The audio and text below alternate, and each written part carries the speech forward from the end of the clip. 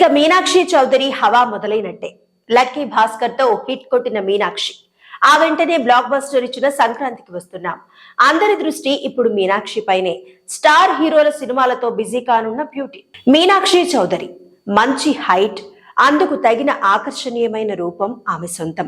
చిన్న సినిమాతో ఆమె టాలీవుడ్ లోకి అడుగుపెట్టింది. ఎక్కువగా ఆమెను సెకండ్ హీరోయిన్ ఛాన్స్లే వెతుక్కుంటూ వచ్చాయి. వాటితోనే సరిపెట్టుకుంటూ ఆమె ముందుకు వెళ్లడం మొదలుపెట్టింది. గుంటూరు కారం సినిమాలో మీనాక్షికి పెద్ద రోల్ ఇవ్వకపోయినా ఆమెను త్రివిక్రమ్ చాలా గ్లామరస్ గా చూపించాడు. ఈ అమ్మాయిని మెయిన్ హీరోయిన్ గా తీసుకోవచ్చని అనుకునేలా చేశాడు. ఈ నేపథ్యంలోనే మీనాక్షికి లక్కీ భాస్కర్ సినిమాతో పెద్ద హిట్ పడింది.